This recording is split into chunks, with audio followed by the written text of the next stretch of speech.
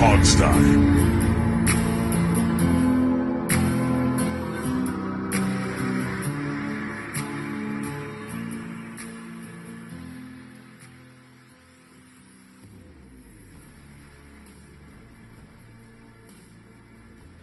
Hello, everyone. It is football season again for those of you who only follow fall football and not spring football like me. But for most of the country, football season has finally returned. Washington actually played a football game. I know it's preseason and it doesn't really count, but it's so good to have it back, isn't it? It's I would always put nice. the words "played" in quotation marks, Air, probably. yes, Yeah, quotation mark. quotes. Yeah, yes. They showed up in a stadium.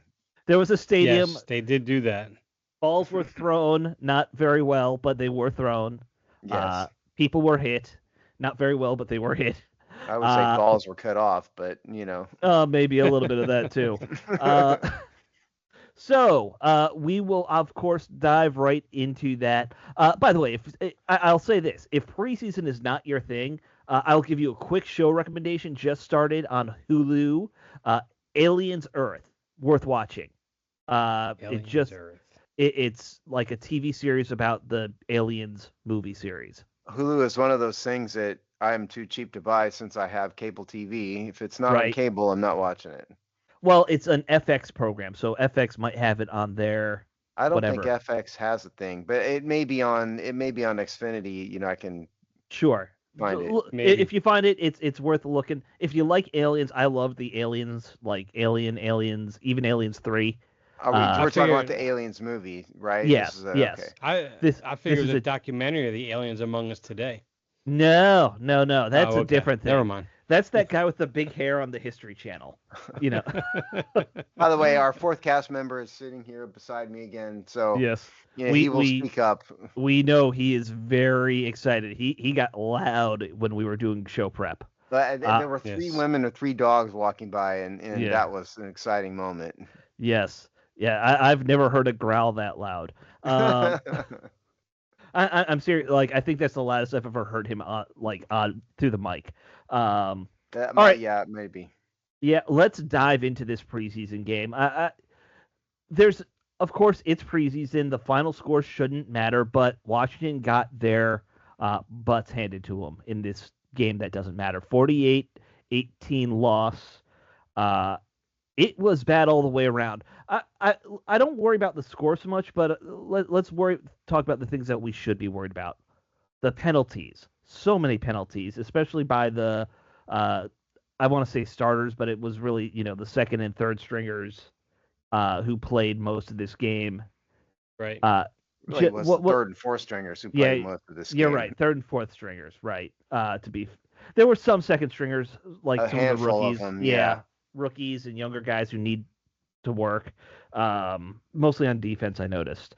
But yeah, Sam Hartman, brutal terrible performance. Yeah, Steve, I don't know if you found the numbers anywhere. I found some on ESPN. Okay. You talking about his? Did you want me to do full stats here in those preseason? We can do that. So. Well, we got to get our preseason reps. Get back into. We got to. That's true. Okay, Washington lost this game 48-18, which was the biggest blowout of week 1 of the preseason. Yep. Sam Hartman started the game, played the first half, went 9 for 19 for 64 yards, 0 touchdowns, 1 interception. Had a quarterback rating of 33.7. I think I could do better. Josh Johnson came in for the second half, was better, still not great. 15 for 22, 173 yards, 1 touchdown, 1 interception. Quarterback rating of 87.9. Now, mind you, that's against, the Patriots, like third and fourth stringers. Because the Patriots did start their starters. Right. Washington should mention that. If you're putting your third string out versus a first string, it's never going to be pretty. But Washington made a mistake by not playing their starters. I completely agree. You should at least play them a series or two in the first game. Absolutely. Yeah. All right. So rushing wise, Demetric Felton was the leading rusher, 6 carries, 42 yards. Yes, you guys heard that right. Ja'Cory Krosky-Merritt was average at best, 7 for 24, 3.4 yards per carry. Chris Rodriguez, 6 for 22. Jeremy McNichols, 3 for 18, 6 yards per carry. Receiving wise, Ja'Cory Brooks was the leading receiver, 5 for 59. Tay Martin, 3 for 36. I'm not going to read all these here. Because there were a lot of them. I'll just mention that Jalen Lane went 0 for 0 with 1 target. Yeah, because Jalen Lane is the current favorite. And defense wise, nothing's all that interesting here. Matt Gay missed his first field goal attempt. Yeah, he shanked that one hard. He did. Yeah. And then Tress Way was 4 for 195 yards. Right. And that is Washington stats. Yeah. Now, we mentioned obviously some guys on offense who played, some guys on defense of note who did play. Jazir Newton, Amos. I think it's actually pronounced Trey Amos. Amos. Yeah. He pronounces it Amos, is what I saw online. I think he's pronouncing it incorrectly. He might be pronouncing his own name you wouldn't incorrectly. Yeah. So, like, obviously they're playing some young guys, like we talked about. They're playing some of these guys who you're hoping might become back-end starters, but not a whole lot of star players. You know, like Ja'Cory Brooks being the leading receiving target. I think there's like a 5% chance Ja'Cory Brooks makes the roster even. Like, well, he wasn't the leading target. Michael Gallup was the leading target. Oh, sorry. With 6. Yes. Right. Ja'Cory Brooks is just the leading receiver with 5 receptions and 5 targets. Right. Michael Gallup of that group. Michael Gallup's the hardened veteran, and Fair. So I think there's 2 things that I've taken away from a lot of fan reaction here. One, despite not an overall impressive number from Bill Krosky Merritt, fans seem still very excited by his potential. He had some very tough runs, I think, that impressed people. He also got hit in the backfield a lot, which is why his total number is pretty low. He went at the end of the day. He averaged 3.4 yards per carry. Right. That's what it is at the end. Like I said, I think there's maybe 3 runs you can look at where you can say he really like had a good hard run out of those. None of them are big breakaways, obviously. It was like 6 yards, 8 yards, something like that. But there's already talk about how he's going to fit in the offense, obviously. But I want to start with, to me, what is the real question: is Sam Hartman playing himself out of a job? A little maybe. Bit. I mean, Josh Johnson's a hardened veteran. Yeah, at 39. I mean, Washington and Sam Hartman was an undrafted free agent, was he not? It's not like Washington has anything invested in him. Sure. And they just got done cutting their 5th round draft pick this week. So, I mean. Yeah, we'll talk about some of the roster moves in a little bit, too. Yeah. Right. But Hartman didn't play really well last year in preseason. If people, I don't blame anyone who wouldn't remember that, but he didn't. He played like the worst quarterback of the group. Driscoll probably was the better quarterback overall. I think the benefit of having Hartman around last year was it gave Jaden Daniels another rookie to kind of go through things with, and obviously those 2 are close. And I do think that's going to play into some decision making. Obviously, is keeping good chemistry in your quarterback room that matters, right? I actually think the most impressive thing about Hartman in this game, because I noticed it because there were several times they went and they would put these pass attempts in slow mo. It's like the leading edge of the ball literally down, and it keeps a perfect spiral as he's throwing it through the air. Instead of, it doesn't wobble or nothing, perfect spiral, but the ball knows like almost like 30 degrees down. I'm like, that's actually pretty impressive. That's the most impressive part of his game that I saw. It just crazy cartoonish arm strength to do that. Yeah, right. I mean, look, here's my view. Josh Johnson is obviously a more complete backup. Guy's been around forever. He's been in Washington. I think he's played for more teams than anybody in NFL history. I think I saw that. I'm the one who figured that out. Yes. Oh, really? Okay. Yeah, that's where you saw it. Was that where I saw it? It was in your column, and it was in me. Yes, it was in me writing out all 23 teams he's played on. Oh, that's right. Okay. In fact, this is like his 3rd stint with Washington, isn't it? It's at least something second. Like second. Yeah, it's at least second. Yeah. But they don't have any. Like I just said, they don't have anything invested in Sam Hartman. He's not going to start. Right. I mean, there's no reason they would have to keep it. They would be better for the team to have a higher quality third string quarterback who could come in and he could start if the worst happened and Marcus Mariota and Jay Daniels went down. Nobody be afraid to throw Josh Johnson in there. You would be terrified to throw Sam Hartman in there. That's my thought. It'd be one thing if he was like a 5th round draft pick or something. You keep him around for a couple years, but he wasn't.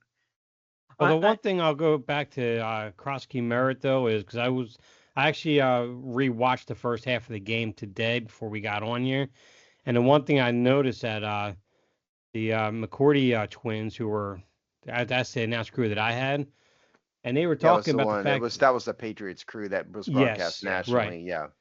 And it was quite a bit of the Patriots starting defenses on the field.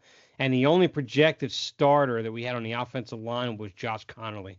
Everybody else was a backup all the way out to 3rd and 4th string.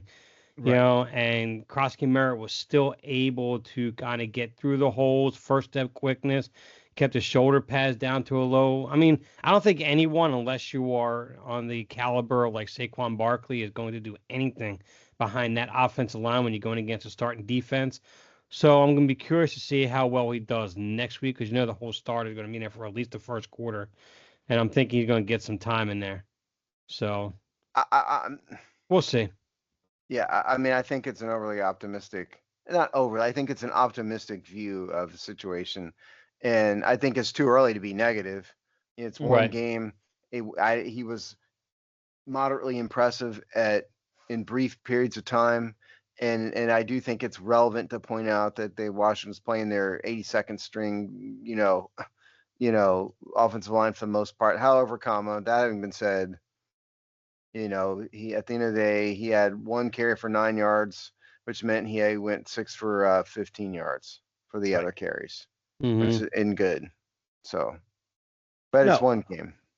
It's one game. I think all the stuff we're talking about gets wrapped up into the context of what we're talking of the the discussion with these guys. It's not like the Alfred Morris coming in preseason and wowing you. Like he it was obvious that guy should be a starter. Right. Merritt, I think it's obvious that he could play. Like he's clearly showing that he could contribute, but I don't know if he has shown that. We've seen him with 7 carries. Yeah. Well, fair. A lot of running backs could average 3.5 yards carry. Yeah, and actually, a lot of running backs did average 3.5 yards per carry on the Washington roster. This week. Well, all I know is that the organization definitely is pretty high on him. I mean, even got to the point to where I mentioned before we started is Ben Stanek having the opinion that even Brian Robinson Jr. may not even be on the Week 1 roster, which makes no sense to me. No. Because his running back room is not exactly super deep with talent either. Him? I mean, you're right. There's nobody. What, McNichols going to replace him? Right. No. You're not. You're not going to do that. Here's the thing. Even if Ja'Cory Krosky Merritt somehow were the Week 1 starter, Brian Robinson's a better number 2 than anyone else you got. Well, at least in terms of like a power back. Austin Eckler's got his role. I'm kind of separating that out. But no, I don't see more than that beating him out, more than Ja'Cory Krosky Merritt possibly. I think the God's honest truth is that Ja'Cory Krosky Merritt is the player this year which fans have taken a liking to, and they're overestimating his abilities. They've done it before. They did it to Lake Sistrunk. Remember him? Yep. Oh yeah. He was supposed to be the next great thing, and there's been a string of these guys. There's somebody every year. Most of the time, it doesn't work out. I hope it does for Krosky Merritt, but I stick by my opinion of him until I see otherwise. It's the cult of Colt, as we have always called it. Yeah, that's exactly right. Yeah. It's going back to Colt Brennan days. Rest in peace. Rest in peace, Colt. Yep. So I don't think there's a lot you can take away from the receiving core here, mostly because, let's be honest, Sam Hartman, if he was throwing at archery targets, he would miss the archery targets. It was bad. That was some of the most inaccurate passing I've ever seen from a quarterback even in a preseason game. Well, okay, so if they don't work out Terry McLaurin, it's still the case that none of these guys we saw last Friday night are going to be the principal receivers. Washington's going to defer to Deebo Samuel if Terry McLaurin is not on the roster or playing or whatever. Sure. And then Luke McCaffrey, by virtue of the fact that he was a second round draft pick last year, third round, whatever he was. Third round. And then Michael Gallup is going to be out there. Noah Brown will be out there. Noah Brown. When he's I was about to say Noah Brown. And then Jalen Lane will get a shot. I mean, and so that's, yes, they'll lose some capability with McLaurin not there, but I think the players we saw are not really who's going to be playing. No. Jalen Lane, like you said, they only had one pass to him, and he couldn't even try and catch that. It was so far above his head. Now, I will say that I'm intrigued by Ja'Cory Brooks. I would love to see them if McLaurin's not going to be ready for next preseason game anyway, even if he does sign. But I wouldn't mind seeing him line up, even in the slot or something, because I think he has a little something. I would love to see him play a little bit with the first team, because I mean he's got the size, he's got the speed, he's a fairly good route runner. I don't know. He's probably the most intriguing rookie to me on this roster, even more so than Krosky Merritt, to be honest, right now. I don't disagree with you. I think Jalen Lane, I maintain my opinion. He's really here to be a kick returner more than anything else. He's another guy that the fans have seemed to take a liking to, and that's cool. That's fine. But I don't know if there's any real basis for him to come in and be some kind of wow everybody as a receiver right off the bat. He's there to return punts. Right. Which he did. Not very well, but he did. Yeah. We'll get to special teams in this game. Yeah, well, why don't we? I mean, I don't think there's much else to talk about with the O-line. I did see mostly positive stuff for the rookie, though, at right tackle. I will say every review and breakdown I've seen online has been overwhelmingly positive for him. But other than that, I don't think there's a whole lot to focus on with the O-line. So we can talk about special teams, because that was a disaster on coverage. And that was brutal. Yeah. First kick returned for a touchdown, and then there was another one later in the game that was almost like 69 yards or something. Yeah. With Gibson. Yep. Yeah. That and the team's reaction to this appropriately was to fire three guys who are primarily going to be on special teams and replace them. Which is let's get to that here. It's what you do. Get to that. Yeah, because I think it fits here. Now, I have not updated my chart, so I'm not going to go over salary caps or anything here.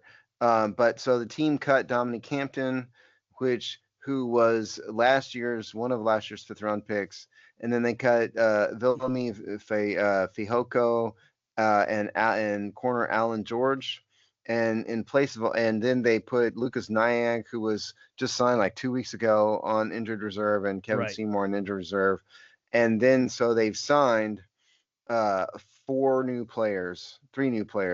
Essing Bassey, Antonio Hamilton Sr., and Duke Riley. I don't know anything about any of them. If I'm doing my math right here, I think, again, I haven't updated my chart, but I think they now have 2 spots, maybe, two more spots to fill, because they've got 2 in injured reserve now. Right. So I did read up a little. Antonio Hamilton Sr. And Riley are longtime special teams guys. I assume Ensign Bagley is too. But bad as they are, bad as they were, they all better be. Yeah. Oh, yeah. Duke Riley played for Dan Quinn in Atlanta, though, so that's a familiarity thing. Signing him as a linebacker to play teams. But yeah, they clearly need help on coverage. Obviously, Tressway is fine. A lot of people were making a big deal about Matt Gay missing his first field goal, which, you don't want to see, obviously, but it's going to happen. Look, it was only one kick, but at the end of the day, I mean, what is wrong with this team and kickers? Yeah. This coaching staff cannot find a kicker. I don't get it. I mean, how many kickers have they gone through in 2 years? It's ridiculous. I mean, they never officially this is number 5. No. Yeah. We're on 5. Hopkins, of course, was let go for the long-haired guy. That Ron Rivera had the same guy after Hopkins for like 3 seasons, who was not Yes. very good. No, he was not better than Dustin Hopkins. No. And before that it was Kai Forbath, and he was fine. He wasn't good from long range, but he was accurate. Yeah, this team doesn't know what they're doing with kickers. They never have. No. It's crazy. You know what it is? We had the one kicker MVP, and then we got cursed because of it. Gotta be it. Listen, statistically, Dustin Hopkins is one of the best kickers Washington's ever had in the franchise history. Right. He's one of the most accurate for sure. Absolutely. Yeah. So, look, Gay had a bad year last year with Indy, so I'm a little worried about that too. Like, back of the baseball card with kickers, like if you were 80-something% last year, I don't trust you to suddenly get back to 93%. Like it hit his high. But the problem is they also signed him to a pretty big contract. So they can't just cut him outright. I think. Well, if you want to know what it would take here, because I have a chart in case you guys aren't aware. You do have a chart. Okay, so Matt Gay is only signed to a 1-year deal, and it's 4.3 million, and it's got 3.985 in guarantees. So they could get rid of him if they wanted to. They could, but that's a pretty heavy guarantee for a kicker. Well, but it would save us a little bit of money. But yes, it is a big guarantee. But if he really, really sucked, they could get rid of him and go find some other, like one of Alex's UFL, heroes or whatever. Right, exactly. Because it wouldn't be any better than Matt Gay. No, the problem is go get Justin Tucker. I know he was at a bad final year with the Ravens.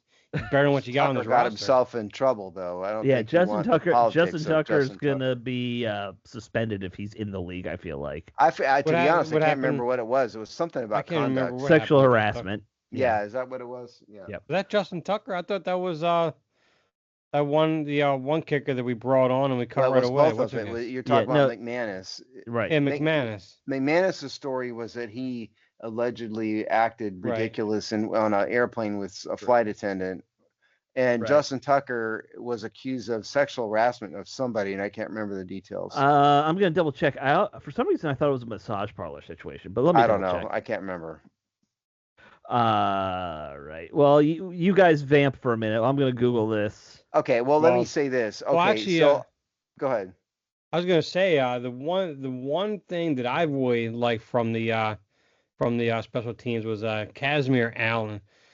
There was no hesitation, one step up the field. He's north-south with every one of his kicks. He averaged 25 yards per return on kickoff. Yeah.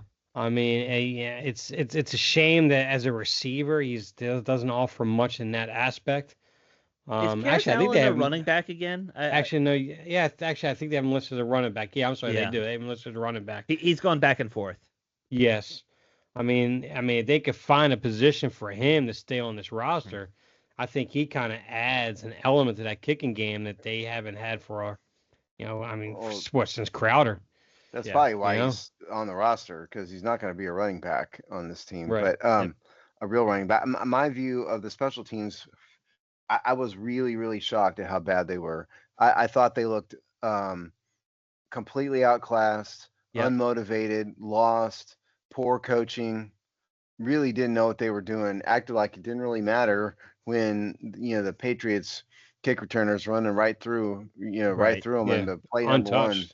Untouched. Yeah, they looked really, really pathetic. That was one of the worst special teams performances I've ever seen out of a pro team. By the way, Justin Tucker, I was half right. He's accused by 16 massage therapists of sexual harassment. It's not quite a New England ownership situation, but Well, it's a half of a Deshaun Watson situation, though. Yeah, exactly. That might be a third of a Deshaun Watson. I don't remember what the total. Deshaun had like 30, I think, something like that. 30 officially. Okay. Well, because then he had Rusty Hardin. Well, Rusty Hardin's a local attorney who represented him and made some things go away. Well, yeah. Well, they settled all the case eventually, but he came up with like 8 or 9 more women who said, well, he hired me too, and he was totally, didn't harass me at all. Right. So there were like 40 of them or something at the end of it all is what I'm getting at. Yeah. Okay. Well, we'll quibble about the percentages later here of who's harassed the most women. But yeah, you don't sign that. You don't go the Browns route and sign a guy with those problems, generally speaking. Yeah, I completely was oblivious to all that. I completely even forgot about all that. Yeah. And who blames you? It's a kicker for Baltimore. Does he have a brother? Maybe he has maybe he has a leg. Like the guys from Tampa. What was the two twin brothers who were both kickers? I can't remember their names. Gramatica, Martin Gramatica. Yes, Gramatica. Right? Yep. Yeah, the Gramatica. Maybe brothers. One of them could come in here in DC and be a kicker. They got to be like 60 by now, I think. I don't know. Could they be better than Matt Gay? Maybe, but that's fair. Maybe right. Mark Mosley's available. Mark Mosley's son is available. He's only like in his 50s. All right. So defensively, I think they did okay versus the run, but it was they put up 48 points. You can't really say anything was done right in this game. I think it's fair to say the coaching staff was upset. Obviously, they fired a bunch of people and replaced them. They also this week had what they called their Burgundy and Gold scrimmage. So this was a simulated game, roughly half a game from what it sounds like in terms of how many plays were played and all that. It was the number 1 offense and the number 2 defense versus the number 1 defense and the number 2 offense. I like that they seem to take this a little seriously, getting your butt kicked in preseason and being like, all right, we have to, practice harder, do something like this to rile people up a little. 2, if you're going to do a scrimmage like this, though, you got to open it to fans. That's too much fun for fans not to be at. Who cares? Who cares if the fans have fun? Honestly, they need to prepare for the season. Yeah, I mean, I know, but they need to stop worrying about what the fans think in terms of preseason scheduling. I mean, yes and no. It's still all entertainment. But, it is all entertainment, but yeah. And I do agree they didn't have enough fan practices open, and part of me is just being a contrarian here, but right. They shouldn't worry too much about it. That's my point. No, they really should. Right. But it's a bit collegey, isn't it, to do the old like team versus team scrimmage? Well, coaches do this kind of stuff. I remember I had, and goes back to my high school football days a long time ago, and we had one of these games that was like that. We got blown out by whatever team it was. And I remember showing up Monday afternoon for practice, and the routine was we'd go into this shed to get all the footballs out. Somebody would. Mm-hmm. And I remember the coach going, "You don't need those today," which it went badly after that. And I remember he made us run. I know hills. What you're talking about with he that. He made us run hills for like 2.5 hours, and that was practice, and that was it. Yeah. And so coaches do crazy things like, okay, since you guys really stunk it up in this game, guess what? Ones, full scrimmage. So that's exactly like what a football coach would do. And I'm not comparing myself to pros. I'm just saying that's what coaches do. And that's also back in the day where they say, okay, get your water in now because the rest of the practice you ain't touching. You ain't getting it. Yeah, exactly right. Yeah. I've always Dave thought was laughing because you've had practice like that too, right? Yes, I have. Yeah, you don't need the footballs today. Oh no. I've always felt that one problem with the NFL is they are generally soft on players when they screw up. Now the best example, of course, Mike Shanahan and what he did to Albert Hainsworth when Albert Hainsworth was out of shape, and he's like, I can't have this guy on my team, and he just made him keep on running. Was it a 40 that he had to like have a sub 540 or something like that? He made him run a 40 over and over and over again. Right? Yeah, like 100 times or something ridiculous. It was insane, and that's what made Albert Hainsworth quit. Like just keep making him do it. What a horrible person that guy turned out to be. Oh, of course, but I want to see more coaches do things like that. You get a penalty. You're running a lap, and not just a lap around the field. You got to run around the whole facility. I need 1 lap per penalty. That's what I need from players. For me in that one practice, it was he just took us behind the school where there were hills, and he just said keep running, and we just kept running hills for hours. I get it. There were some bonehead penalties that happened during the season in the game that are just egregious. You know what? For the rest of the quarter, I just want you to just jog in place around the whole entire field. Mm-hmm. Right behind the sidelines and everything. Just keep on going. And we'll see you at halftime. So what other lessons to be learned from this game? I don't know if there are any. I mean, again, I don't think we should read too much into this necessarily because you guys are right. I mean, it was 1s on 3s to start the game. But my big problem, I would have been really disappointed in special teams, first and foremost. Sam Hartman, really disappointed, and he did not look worthy. The running game looked okay considering the circumstances. The secondary didn't. But again, it was, for much of that game was not an even match. Right. I mean, so we'll see what happens against the Bengals. There were players who had good individual plays in the secondary throughout the game. There were entirely too much penalties, though, and that's never okay. And you can't have that many all the roughing penalties that were going on. That's insane. Oh, that one that Jeremy Reeves had, I kind of disagree with that because he put his helmet down, but he was shooting off to the running back's right side. He was trying to come across his body, and the running back lowered his helmet, and then they collided. I mean, the NFL's gone crazy over those penalties. You're right. You're right, but it's just frustrating because Jeremy Reeves was going in for a form tackle, and then when the running back repositioned to put his head down. To me, in my opinion, you got to pick that flag up. You really do. Someone needs to run over and pick that flag up. I feel like someday the NFL is going to realize they've gone too far, and they're going to have to accept that you got to get rid of down by contact and do what college does. You fall down with the ball, you're down there. Just like that's really the way to make it safer. That's I think the only solution. I think that's weenie football, but okay. Well, it's college football is what they do. Yeah, I know. It's weenie football. Yeah, the SEC, full of weenies. I mean, look where the NFL's at right now anyway. Yeah. I mean, look at the state of the NFL. I mean, we're borderline there anyway in the most part. No, you're right about that. Yeah. So. Yeah, we all agree there. All right, so I mentioned the Burgundy and Gold game. By the way, the number 1 defense, number 2 offense, the gold team, who didn't wear gold, by the way. My OCD about uniforms was very annoyed by that, but they won that. they won 14-0. Only you would care about that. I'm outraged by it. They should have special uniforms if we're going to do this nonsense. Speaking of uniforms, beg for uniforms. Go ahead. Yes. Speaking of uniforms, Steve, go run up some. I'm gonna pet the dog. I'm gonna pet the dog for a minute. The team did announce the uniform schedule for this season. We already knew they were going to do the throwback. Can we play some music in the background or something to keep people awake? You can play some music. I'll be quick about it. Get your guitar out, man. Yeah, it's in the other part of the house. I can't. Most of it we knew. The dog's asleep. We knew when they're doing the throwbacks. We knew when they're going to do the black jerseys for the Bears game.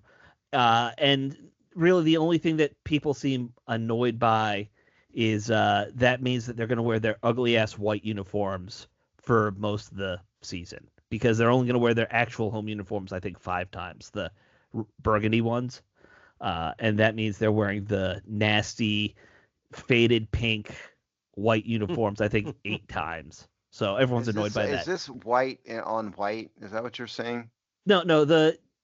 So it's not white on white. It's just the white jersey. They didn't announce like pants colors or anything. They just said, we're wearing home uniforms here, away uniforms here, throwbacks here. That's all they did announce. Only thing I care about uniform wise is no black jersey. That's dumb. It's not a Washington color. One game now versus the Bears. Okay, it's one too many. Yeah, I agree. I thought it was, hey, we did it once. That's good enough. I don't ever need to see it again. I have a feeling this is going to be the last year we see a black jersey anyway, to be honest with you. But beyond that, I really couldn't care less. Yeah, well, but some of you out there do, so yes. Good, I guess. The 5 people who like the black uniforms care a lot. I think more people than I make it out to be care about this uniform business. Maybe not as much as nobody likes uniforms as much as Alex. No, but some of you out there do care about it. I get it, but I just don't at all. Yeah, I know. But that's why I told you to go pet the dog and run up hills. He was asleep. I didn't want to wake him up because he's asleep. So fair enough. All right. More interesting team news, or team-related news. The NFL valuations. This always comes out around this time of year. It used to be done by Forbes. Well, Forbes is doing it. It's not used to be. There's not an official team valuation. No, I know. Here. You're right. But Sportico came out with their estimated values for the NFL teams. Now, the big ones, of course, going to be the Cowboys, who Steve corrected me pre-show, over $12 billion now, the Cowboys value, which it just keeps skyrocketing up, the value of these teams. So, yeah, $12 billion for the Cowboys. Washington already valued at $7.47 billion. Now, remember, they sold for just over $6 billion. Right. So that is a $1.5 billion jump in 2 years. Chris and I have done a deep dive into all of this. Yeah. On It's Just Business. And we did NBA, we did Major League Baseball. Mm-hmm. It's no real surprise. Dallas being the highest valued team, they're the most popular team. Whether Washington fans want to admit it or not, they're the most popular team in the country. But more than that, they've got crazy local marketing agreements. Their local marketing agreements are crazy, and to the point where there's carve-outs in the CBA over it. The Rams being next is no surprise because SoFi Stadium is the marquee stadium in the country. The Giants are New York. The Patriots are the Patriots. 49ers. And really, after Dallas, Rams, and the Giants, everything else is, second place. The Giants are at 10.25. Then it drops all the way down to below 9 for the Patriots. And so those 3 are the ones you need to know about: Dallas, Rams, and the Giants. And then if you want to go to the back, again, should be no surprise. Cincinnati, horribly mismanaged team, poor marketing, small fan base. Jacksonville, same thing. Mm-hmm. Saints, not quite as bad in terms of ownership, but still a small market team. And then the Cardinals. So Washington's up there. What is it? 10th place, something like that. Yeah, they're upper half. Number 10, yeah. Again, yeah. Which is not bad. I mean, it's a major market. It's going to be up there. Steve, and what's crazy is that Jerry Jones bought the team, for $158 million. Yeah. Yep. That's a crazy return on investment right there. Yeah. Well, so the little story about that is that Donald Trump was the other guy trying to buy the Cowboys at the time, and said Jerry Jones made the stupidest mistake of his life buying them for that much. So, yeah, roll dumb. Well, regardless of what anybody thinks about politics, it's not our show here. But there's only one man that ruined the USFL. Right. And his name is Donald Trump.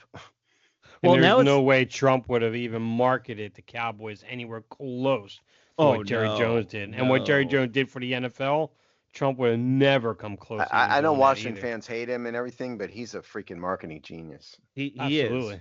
is. Hey, Steve, I know it's not part of this article. Uh-huh. Do are the Yankees still like the number 2 team or number like?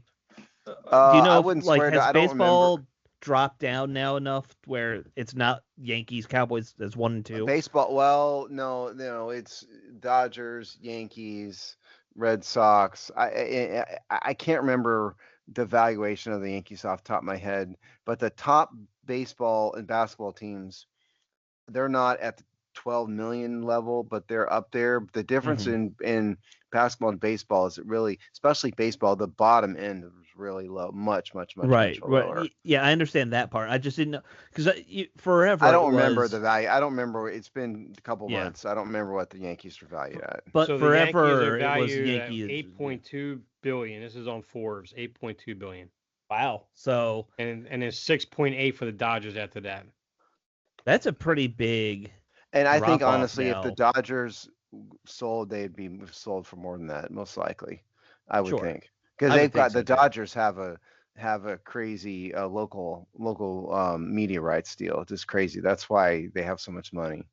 Right. Yeah. And just the the cachet of Yeah, it it's the is, but it's Dodgers. really Yeah. yes, it is, but I'm telling you, their media rights deals like off the charts. Right. Not that any of these teams are selling anytime soon, I don't think. Well, who knows what the I wouldn't say Cowboys, that. who knows what the Jones family would do when Jerry kicks the bucket in the next 5 years or so. Well, also, I mean, George Steinbrenner's been dead for what, 15 years or something. Yeah. It's the sons that'll, and who knows? Yeah, that's Well, I true. wouldn't say any of actually, them are necessarily not, would for sure not going to sell. what's actually crazy is that even though the Yankees are 8.2 billion, they have an operating loss of 57 million, where you have the Dodgers at 6.8 billion, but they have an operating income of 21 million. I'm telling you, it's because their media Yeah, rights deal is just absolutely. crazy. Yeah. I mean, I don't want. We're going down the wrong Yeah, Yeah, I know. trail here. sorry. Fair enough.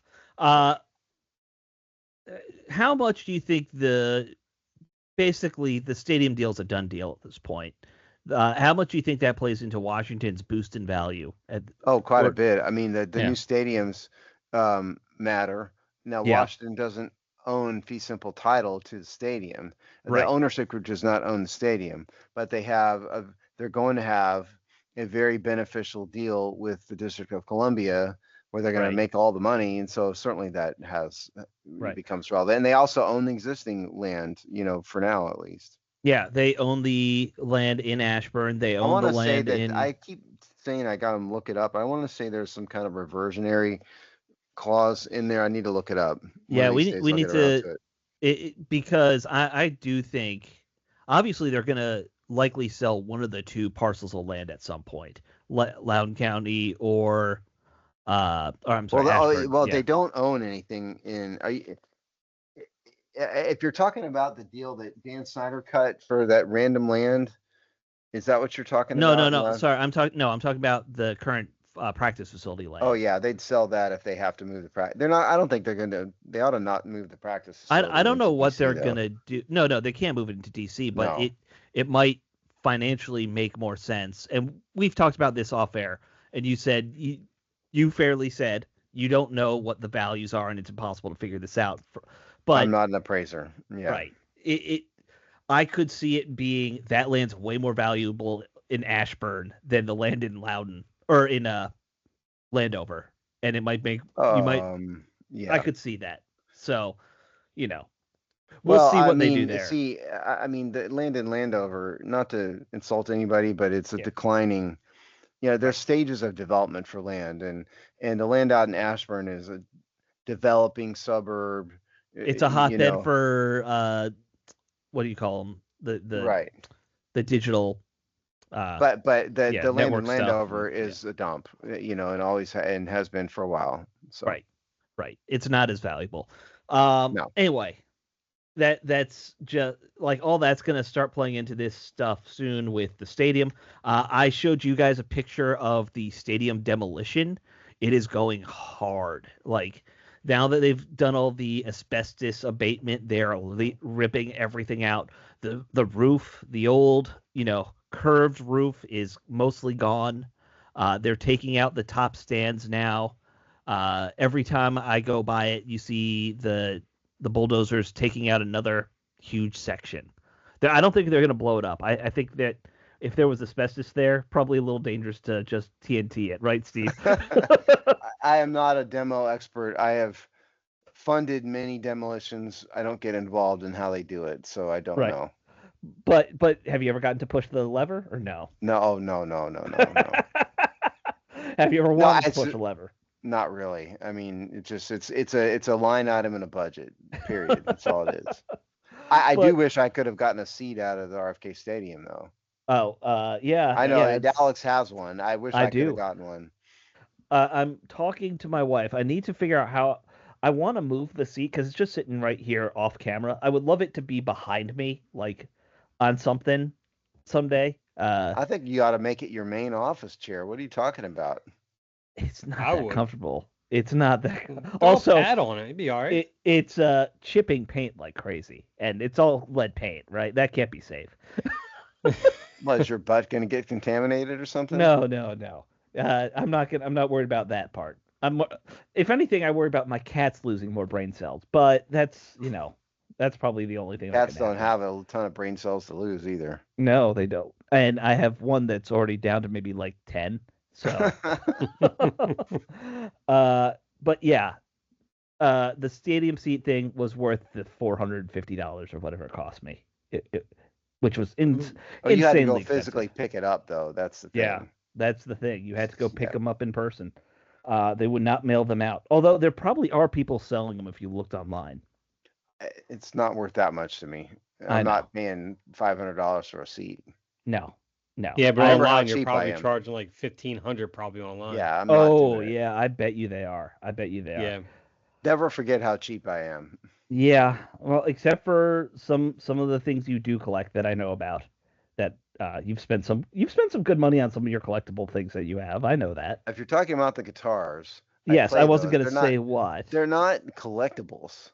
They're instruments that I play. It's not a collectible. I mean, it's kind of a collectible. And the most valuable one I've owned for a long, long, long time that I didn't pay anywhere near what it's worth today. My Gibson Les Paul Standard is worth a lot of money, yes, but I bought it a long time ago. By the way, Stadium Seat Depot, RFK Stadium seats do sell for you can get the plastic ones for only $350. There you go. Yeah, there you go. That's an RFK? Yeah. That's what. Well, I don't know how reputable this site is. Yeah, I don't know if did RFK even have plastic seats? In the upper deck, they did. Oh, okay. Yeah. Not that either of you would ever buy them, but here, I'll give you the link. Yeah. So I own one. These guys are too cheap to ever buy one. Yes. And someday I'm gonna do something cool with mine. I just don't know when. You've been saying that for how long now? Well, when did I buy this? A year and a half ago? A couple of years ago, yeah. Yeah. But yeah, it's very sad driving by it or taking Metro past it every day and just seeing a little bit more of RFK gone. We're gonna get a new stadium. That's great. RFK was such a cool looking stadium in its prime, in my opinion. There's a lot of history there. There's a lot of history there. Exactly. It's not Fenway, but in DC it was the Washington fans. It is. Yeah, absolutely. Yeah. All right. So final topic. It is becoming power ranking season in the NFL. Okay. Which is Steve's favorite time of the year. The only thing Steve loves more than a power ranking is predicting the schedule. I like predicting the schedule. No, I don't. But I just think power rankings are dumb and don't mean anything. That's why we never cover them. Yeah. But Alex wants to now, so I want to because we have nothing else on the agenda, Matt. Oh no, wait, we do have something on the agenda. We can maybe this will give us less power ranking talk. The Punisher showed up to training camp, guys. John Barenthal. Explain to me what the Punisher is again. You guys tried to tell me off. I've never heard of the Punisher. It's a famous comic book character, and Steve's already out. Yeah, definitely. So the Punisher was Marvel's human, like not superpowered character, who just has a shit ton of guns and murders every criminal he can find. And he's a good guy. And he's the guy that cops now all try and pretend they are, even though the Punisher frequently murders cops in the comic books. Dirty cops in the comic books, I should say. Well, it also all stemmed up from the cruel and cold-hearted murder of his family anyway, too. So. Right, that's the whole Punisher's story. Is his family was murdered in front of him. Look, can we cut out all this nonsense and say it's kind of cool that there's another semi sort of celebrity fan. He's not Matthew McConaughey. The guy has been. I've seen the guy in some other movies and stuff. Yeah, he was in The Accountant. If you saw The Accountant, that maybe, and there was been at least one more like war movie somewhere I've seen him. So it's kind of cool that you have a fan. Good. He's been in a lot of stuff. He was in the Walking Dead TV show. those are probably his two biggest ones he's known for, is Walking Dead and The Punisher, and just doing Marvel comic nonsense. But he's a local guy. He grew up in Bethesda, so he's like, a lifelong Washington Redskin, now Commanders fan. Good actor too, overall. Very good at the, good Very at good in the The action Accountant. movies. Oh, great in The Accountant. Not so good in The Accountant 2, but The Accountant 2 was I not wasn't so I good. wasn't real thrilled with The Accountant 2. I haven't seen The Accountant 2 yet. It's worth seeing. There's some good funny scenes, but it's not a great movie. You know what they lacked? They forgot that it's all about the math in The Accountant. It was just an action movie. There was no because the character was a weird autistic, math genius, and that was what was fun about it. Right. Yes. Who would cook the books for the mob and stuff like that, and laundered money. And this was just an action movie. They didn't really get into like a motive or anything interesting. So. But our point with all this is that guy was at Washington's practice. Right. We need more celebrities rooting. By Washington standards, that's a big deal. Yes. We need more celebrities. The Rams or something, it wouldn't have made it, or the Giants, it wouldn't have been that big a deal, but for Washington it is. And who's that rapper? I mean, that's the other Wale. Well, so there's Wale. We get Kevin Durant at nonsense. We get Matthew McConaughey at nonsense. Is that all our big name celebrities that we get now? I think that's all I can think of anyway. Well, we got Dave Earl. Yeah, he's on a podcast. Yeah, we have lots of podcasters. Yeah, there you go. Too many, actually, I think. Yeah. Back in the day, podcasting took talent. That's what I'm going to say. As we proved. Never forget why we started the show. Right. Because we could do an hour of broadcasting better than, who were they, Alex? Or who were the two guys? Let's say it was Kornheiser and Wilbon. I don't remember. It wasn't Kornheiser and Wilbon. Jason Reed and some stand-up. I know. Yeah. And I think we proved that we're better than them. And if I recall, we got blocked on Twitter from one of them. We did. We definitely did. I will say I do think we're better than Stephen A. Smith. So, we got that going for us. Because he's annoying as heck. No one likes him anymore. He's way too political. Yeah. And when he talks football, man, you could tell he doesn't know what the heck he's talking. He doesn't know what he's talking about. Not at all. He doesn't know what he's talking about unless it's the LA Lakers at this point. Like, he doesn't even know basketball outside of LeBron James. Yeah. That's how bad he's gotten. He's just completely out of touch. I guess we should mention the next preseason game is going to be Monday night, right? Versus the Bengals. Yeah, I mean, look, I think let's look for the starters to get in and get some series. I'd play them the whole game, or maybe half a game. But I know the Bengals are going to play theirs the entire first half, just about. Washington needs to do the same. Jane Daniels needs the reps. He's not a complete product. He needs to gel with some of these new receivers in the offensive line. The O-line needs to gel with each other. Exactly right. Yeah. So that's the biggest thing is they need to play the starters. Dan Quinn seems to be reluctant to. I mean, you can't be afraid of injuries. Play these guys. Yeah, I'm absolutely pro playing it. Look, you do have to be a little concerned about injuries, so you maybe call safer plays. You don't call like a 5-receiver, deep shot, something long developing. Just call simple vanilla quick passes. Well, you don't let Jane Daniels run. Right. Yeah. You don't call read options, things like that. Yeah. Have some common sense about it, of course. You don't want an Anthony Richards situation where you leave a defensive end unblocked for some reason and that was brutal. That was an awful hit. It wasn't an awful hit. That was an awful play call that got him hurt. And now they're looking at Daniels being their, or not Daniel Jones being their starter. Daniel Jones. Because of it. Not that there's a big difference between the two. They're both terrible.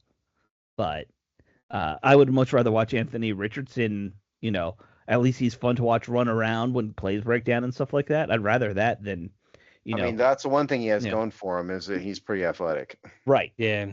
Right. But you don't want that to happen, obviously.